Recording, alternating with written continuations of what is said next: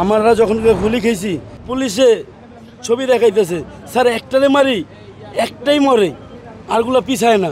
আমরা আর মুখে বিশ্বাস করতেছি না। আমার 20,000 প্লাস আহত ভাই শহীদ ভাইদের ওই জায়গার থেকে আমি একবারে কঠোরভাবে খারাইছি যে ওইখান থেকে যে পর্যন্ত না পাবো আমি নিজেও যাব না।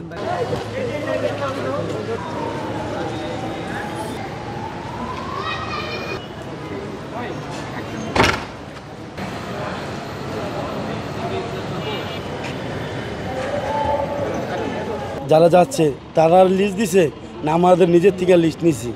আমরা নিজের থেকে, আমরা কিন্তু তখনই বলছি যে সবাই দেখা করবো। আমাদের 20,000 প্লাস আহত যেই ভাইরা আছে, শহীদ পরিবার যারা আছে তাদের নিয়ে দেখা করব। এমনকি আমি একটা মেসেজ দিতে যাচ্ছি না, আমার অন্তরের ভিতর লাগতেছে। তো এটা যদি এখানে দিই, এই জবাবটা আপনারা দিবেন। আজকে আমার একটা ভাই শহীদ হয়েছে, আপনারা জানেন এটা? আশা করি কম বেশ সবাই জানেন। সে এইখান থেকে আমাদের যাওয়াটা, যে আমার ভাইরা আর কেন যাবে? আমার হাত আজকে 3 মাস, কেন এখনও ভিতর থেকে জীবাণু বাইরাবে? হলে ভাই মেরে ফেলবো, আর নাহলে মারা যাব। মানে আমাদের এখান থেকে 20 জনের একটা লিস্ট দিছি। ওনারা বলছিল যে মাত্র 10 জন। তখন আমি বলছি যে 10 জন ন, আমি নিজেই তো যাচ্ছি না, আমি নিজেই যাচ্ছি না। সেখানে হচ্ছে আমার যে ভাইরা আছে আরও, তারা তারা যাইতে পারতেছে না দেখে ভাই আমার নিজের থেকে আমি যাইতেছি না।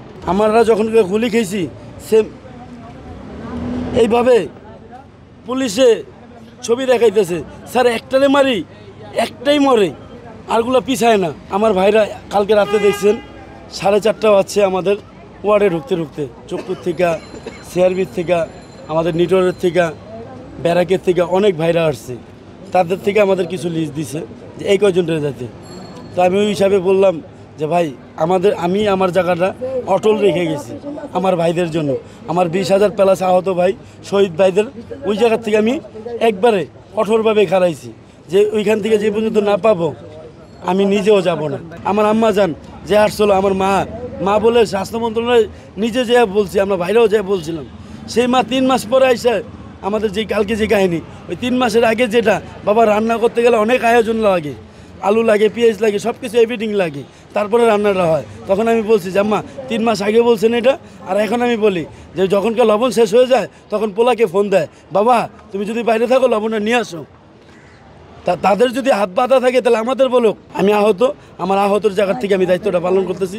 আপনারা সাংবাদিক জায়গাতে যদি এখনও হাত বাঁধা থাকে ভাই ছেড়ে দেন চাকরি, আসেন আবার আন্দোলনে।